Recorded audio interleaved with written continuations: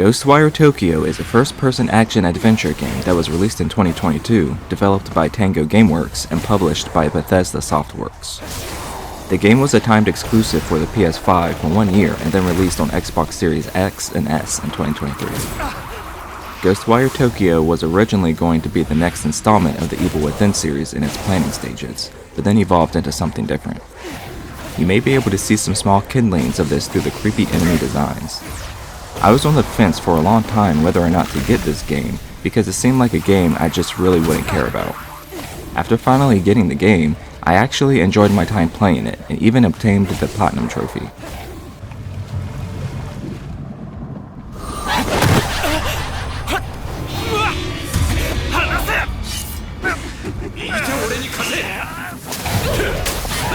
The story begins with a spirit looking over a street at a vehicle crash. The spirit possesses a man named Akito who is knocked unconscious from the collision. Akito wakes up and realizes something is wrong after finding out that this spirit has taken over his right hand. A thick fog rolls over the street and surrounding area, and a figure in a Hanya mask known as Hanya appears digitally on nearby signs and summons evil entities that then traps the spirits of civilians. Akito wasn't affected due to the spirit being in him. Akito and the spirit bicker back and forth while they make their way over to the hospital to check on Akito's sister, Mari. The spirit offers Akito fighting abilities to fight off the evil entities in order to get to Mari's room. Hanya has beaten them there though, stabs Akito in the chest, then takes off with Mari. The spirit possessing Akito is able to save him from his wound, introduces himself as KK, and reveals that he is after the man in the Hanya mask. Now with a common goal set in mind, the unlikely duo set off to stop Hanya, rescue Mari, and save the civilian spirits of Tokyo.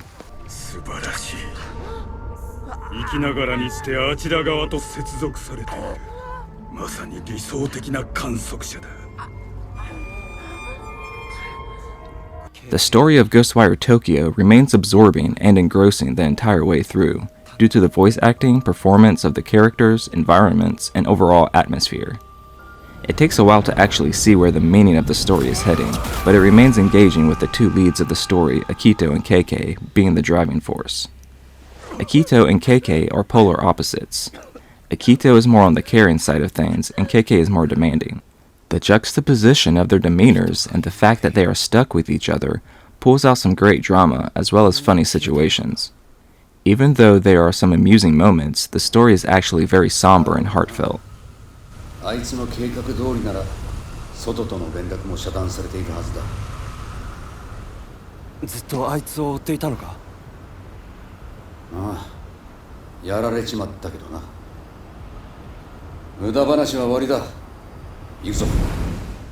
The basis of the gameplay has you running around Tokyo and cleansing torii gates.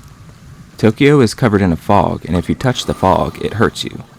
Cleansing the gates banishes the fog in that area, allowing you to search the area for items, complete side quests, shop, and obtain upgrades until you reach the next story point and cleanse another torii gate to reveal more of the map. I feel like the tutorial of the game is very long, and the game doesn't really open up proper until halfway through the game. It becomes more fun the further you get into it when you open up more powers and other means of travel.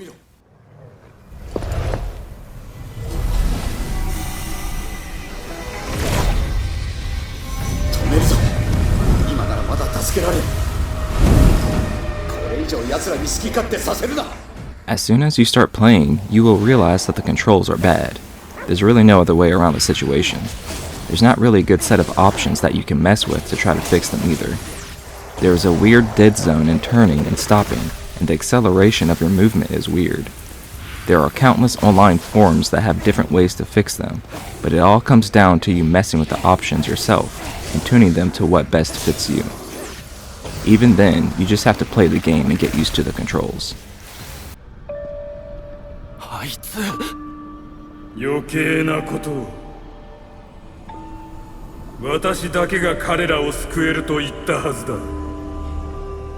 With the help of KK, Akito can activate different powers by making different hand gestures.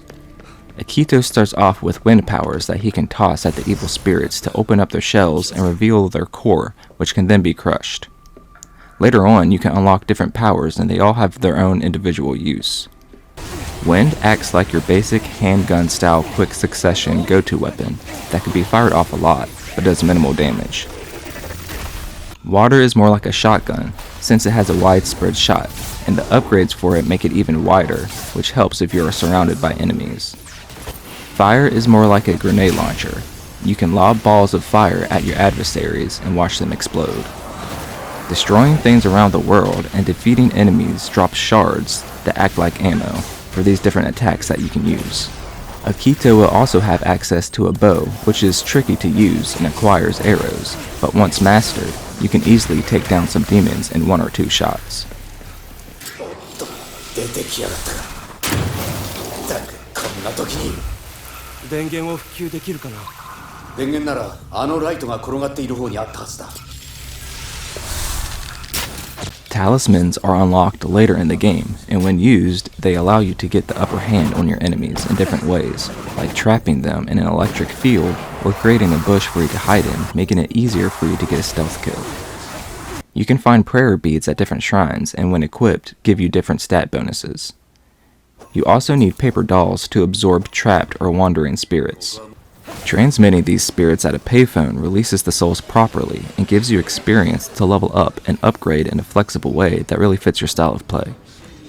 You can upgrade yourself to make it easier to wire in on enemies' cores and take them down, level up your charge attacks to deliver more devastating results, or unlock the ability to equip more prayer beads. The gameplay is expansive and is very confusing at first during the first half of the game, because you are constantly being introduced to new mechanics, enemies, weapons, and story beats that you need to pay attention to, but if you stick with it, you can figure out a nice balance to the chaos.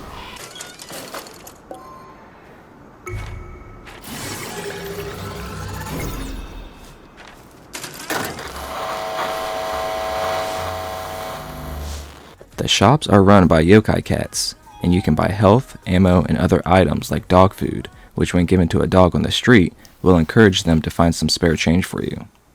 Some other feline vendors give you tasks to complete which involve bringing a specific item back to them. Completing these tasks can offer up some pretty cool rewards, like outfits, music, or poses Akito can pull off in photo mode. Some spirits or yokai need help and need protection from demons. Some run away from you and need to be chased down. And some of them are just hungry. Completing these types of missions nets you an item that opens up more paths on your skill tree. There's documents, laptops, and recordings to find, landmarks to discover, side quests from spirits to tackle, and demon arenas to brawl in. There's a lot to do in Ghostwire, and it's all entertaining due to how fun the gameplay is through traversal and combat, which is also influenced with how you upgrade and level up yourself, which was reflected by actually doing the things to gain the experience to do that. There's a nice gameplay loop here that makes it easy and fun to keep playing.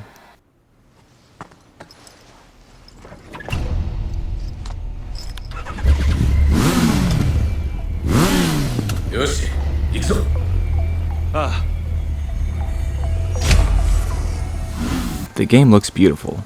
Tokyo lies in a perpetual darkness. It is nighttime the entire time, so you're going to be seeing a lot of tall buildings in the rain at night.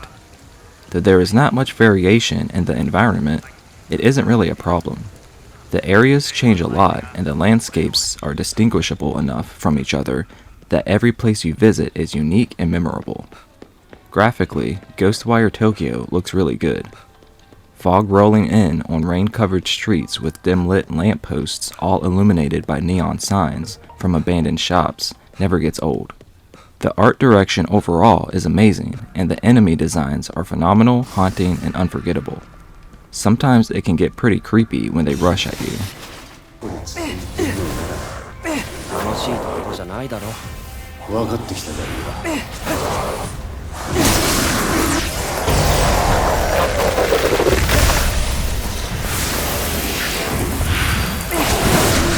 The music and sound design both have this delicate and graceful, ethereal, otherworldly mood.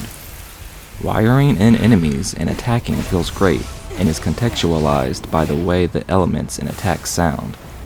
The DualSense has some cool vibration feedback as well that really makes the feeling of wiring in a demon's core more tactile, as well as other things like feeling the drops of rain or the small rumble while riding an elevator. The music during combat is intense, with interweaving stringed instruments crescendoing dynamically, but the music can also play more softly during intimate moments between characters. It really shapes the tone of the game gracefully.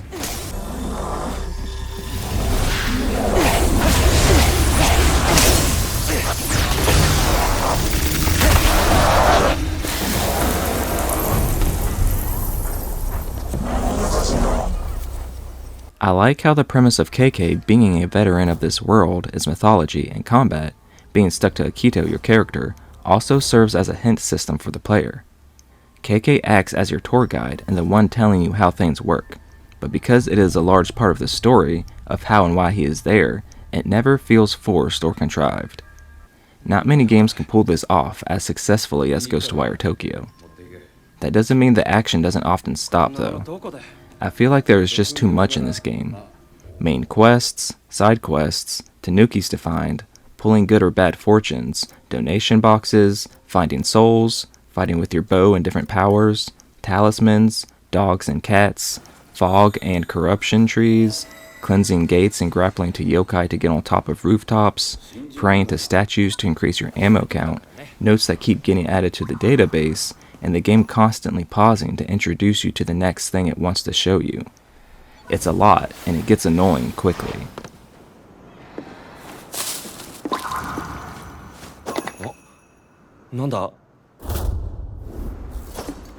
On April 12th of 2023, Ghostwire Tokyo's Spider's Thread update was released. The free update includes content in the form of a gauntlet-style game mode, new maps, new missions, and new powers as well. There's new enemies like a giant water monster and new collectibles in the form of a gacha machine ball game. New photo mode content has been added and a lot more. Combat is now even more intricate in the form of dodging mechanics and the new abilities that can be obtained, like shooting out your wind powers in a fast succession similar to a machine gun.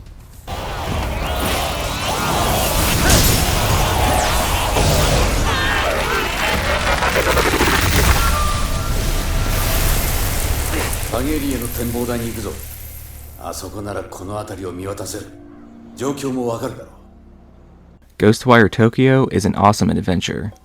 Besides the care and detail in the environment, it being completely in Japanese shows the dedication and commitment of how exactly this game was made to be. The hand movements are stylish, and it is a cool and refreshing take on the first-person genre. Leveling up feels rewarding because all of the unlockable powers are worth it. There's a little too much hand-holding and an exuberant amount of patience you have to have going through all of the tutorial moments. While it is nice to never get bored because there is a lot to do, I feel like there is an immoderate number of icons and tasks. The map feels like it is always covered.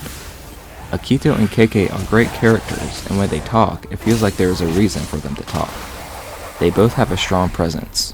While Ghostwire Tokyo is a fun and interesting game to play, it suffers from what a lot of open world games suffer from, and over-encumbers you with the weight of everything it has to offer instantly.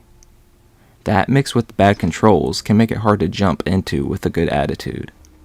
Nonetheless, it is a fun action-packed and horror-filled adventure with a touching story, good characters, emotional music, and unnerving enemies that is enjoyable to the end.